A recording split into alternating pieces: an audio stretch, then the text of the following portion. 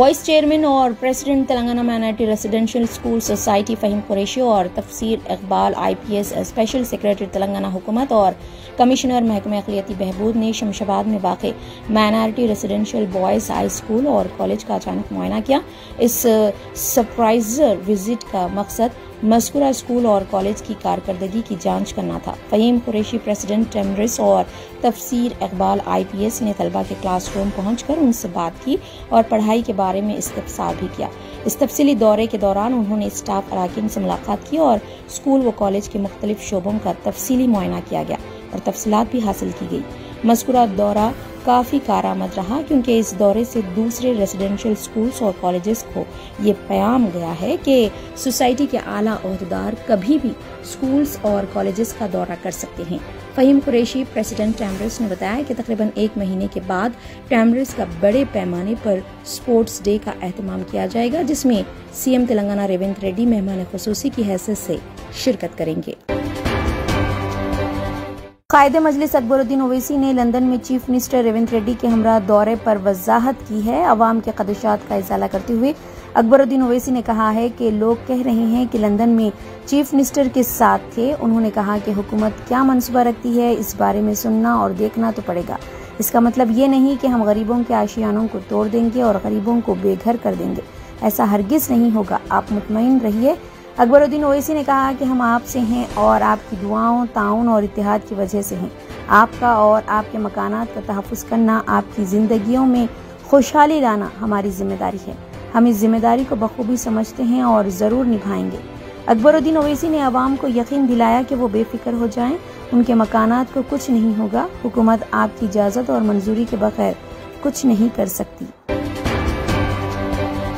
तेलंगाना के वजीर सेहत दामोदर राज नरसिम्हा ने जुमेरात 24 अक्टूबर को संगारेड्डी जिले में एक प्राइमरी हेल्थ सेंटर का इफ्तिताह अंजाम दिया। हथनूर मंडल के दौलताबाद में कायम नई सहूलत 1 करोड़ 56 लाख की लागत से तामीर की गई है।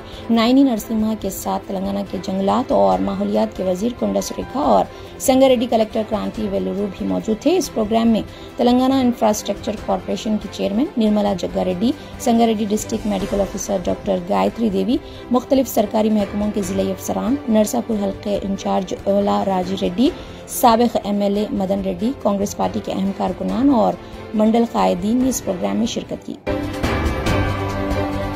कुल हिंद मजलिस इत्तेहादुल मुस्लिमीन के रुकने असेंबली और कांग्रेस नामपल्ली इंचार्ज फेरोज खान के दरमियान हुई नोकझोंक पर दर्ज किए गए केस के सिलसिले में कमिश्नर पुलिस हैदराबाद CV आनंद ने एडिशनल डिस्ट्रिक्ट मजिस्ट्रेट की हैसियत से सुनवाई की। एडिशनल डिस्ट्रिक्ट मजिस्ट्रेट ने दोनों तरफ के बयानात सुनने के बाद ताकीद की कि मजलिसी रुकने असेंबली की मौजूदगी के मौके पर कांग्रेस कायद उस इलाके में न जाएं और इस तर्ज पर यह भी कहा गया कि कांग्रेस कायद की मौजूदगी के मौके पर उस इलाके में मजलिसी रुकने असेंबली न जाएं। हल्के में अमन व अमान कायम रखने की हिदायत दी गई। बाद अज़ान दोनों कायदीन ने मीडिया को तफसील भी बताई। तेलंगाना हाई कोर्ट ने हाइड्रा को मूसा नदी के किनारे गैर कानूनी तौर पर तामीर शुदा इमारतों को मुनहदिम करने से रोकने के उबूरी अहकामात जारी करने से इनकार कर दिया। ये फैसला प्रजा शांति पार्टी के KA पाल की जानिब से एक मफाद आमा की अर्जी PIL दायर करने के बाद आया, जिसमें दावा किया गया था कि निज़ामी कार्रवाई से दरिया के किनारे रहने वाले गरीब खानदानों को गैर मुतनासिब तौर पर मुतासिर किया गया है। समाअत के दौरान चीफ जस्टिस आलोक आराध्य और जस्टिस J श्रीनिवास राव ने इस बात पर जोर दिया कि सिर्फ अखबारी रिपोर्टों पर मुबनी PIL में काफी तस्दीक नहीं है और उन्हें सबूत के तौर पर कबूल नहीं किया जा सकता। अदालत ने नोट किया कि दरख्वास्त गुजार के दावे बुनियादी तौर पर अखबारी रिपोर्ट से अक्स किए गए थे और इन्हें तस्दीक के बगैर सबूत के तौर पर नहीं लगाया जा सकता। इसके बावजूद बेंच ने हाइड्रा और रियासती हुकूमत को इस मामले से मुतालिक जवाबी हलफनामा दाखिल करने की हिदायत भी दी। पाल ने दलील दी कि इस अमल के दौरान गरीब खानदानों को अपने घरों की इनेदामी कार्रवाई का सामना करना पड़ा, लेकिन बासर अफराद की तामीरात महफूज है।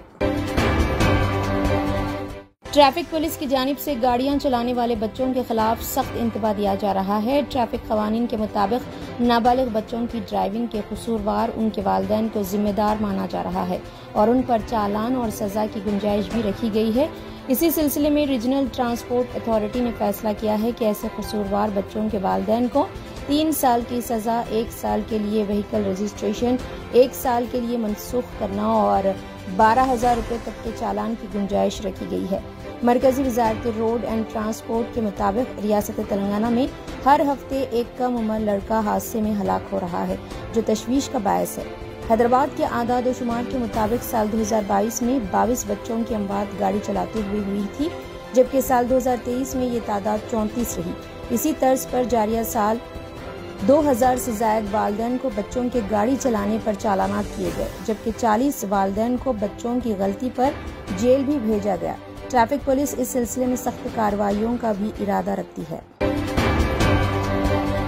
All India Muslim personal law board के हमरा दीगर मुस्लिम तंजीमों के नुमाइंदे और अरकान असेंबली ने आंध्र प्रदेश के वजीर आला नारा चंद्रबाबू नायडू से मुलाकात की और मरकज की जानिब से तजवीज़ करदा वक्फ एक्ट में तरमीमात पर अपने एतराज़ात पेश किए। All India Muslim personal law board के जनरल सेक्रेटरी हजरत मौलाना फजलुर रहीम मुजद्दिदी और बोर्ड के रुकन मौलाना मोहम्मद अबू तालिब रहमानी, शाहीन तालीमी इदारे जात के चेयरमैन डॉक्टर अब्दुल कदीर, आंध्र प्रदेश के अहम मुस्लिम रहनुमा फारूक शिबली, मौलाना हुसैन अहमद मज़ाहिरी समेत दीगर रियासतों से आए हुए कई मुस्लिम तंजीमों के नुमाइंदों के अलावा तेलुगु देशम पार्टी के अरकान असेंबली वजीर NMD फारूक, साबिक कौंसिल चेयरमैन शरीफ और पार्टी के अक़लियती लीडरान ने सेक्रेटेरिएट में वजीर आला नारा चंद्रबाबू नायडू से मुलाकात की। उन्होंने वक्फ एक्ट में तरमीमात पर मरकज की जानिब से पेश की गई तजावीज़ पर अपने एतराज़ात पेश किए। नुमाइंदों ने बताया कि मरकज की इन तजावीज़ से वक्फ बोर्ड गैर मौसर हो जाएगा और ये इक़दाम मुस्लिम बरादरी के हुकूक और जज्बात को ठेस पहुँचाएगा। इस मौके पर मुख्तलिफ तंजीमों के नुमाइंदों ने अपने एतराज़ात से भी चंद्रबाबू नायडू को वाकिफ करवाया। CM आंध्र प्रदेश नारा चंद्रबाबू नायडू ने तयख़ुन दिया कि वो इस सिलसिले में बोर्ड की जानिब से पेश की गई तजावीज़ पर हमदर्दाना गौर करेंगे। MLA MP खुसूसी अदालत में सहारनपुर उत्तर प्रदेश से ताल्लुक़ रखने वाले कांग्रेस MP इमरान मसूद के खिलाफ वज़ीर आज़म हिंद नरेंद्र मोदी के बारे में काबिल एतराज़ रिमार्क्स करने के मामले में इल्ज़ामात आयद किए गए हैं। मोदी के खिलाफ मुबैना रिमार्क्स 2014 में किए गए थे और वो उस वक्त गुजरात के वज़ीर आला थे। हुकूमती वकील गुलाब सिंह ने कहा है कि मसूद के खिलाफ खुसूसी MLA MP अदालत के जज मोहित शर्मा के सामने इस केस की सुनवाई का आगाज हुआ है। उन्होंने बताया कि 27 मार्च 2014 को देवबंद के उस वक्त के police station in charge Veer Singh ने मसूद के खिलाफ मुकदमा दायर किया था। All India United democratic front के सरबराह बदरुद्दीन अजमल ने ऐलान किया है कि उनकी पार्टी रियासत आसाम के ज़िमनी इंतखाबात में हिस्सा नहीं लेगी। बदरुद्दीन अजमल ने कहा है कि ये फैसला भारतीय जनता पार्टी को जीतने से रोकने के लिए लिया गया है। बदरुद्दीन अजमल ने पहले ऐलान किया था कि उनकी पार्टी सामागोरी असेंबली हलके से अपना उम्मीदवार मैदान में उतारेगी, ताहम अब उन्होंने अपना फैसला बदलते हुए कहा कि AIUDF बाई इलेक्शन में हिस्सा नहीं लेगी। उन्होंने कहा कि अगर हम 5 में से किसी एक नशिस्त पर भी उम्मीदवार उतारते हैं तो उसका फायदा BJP को होगा।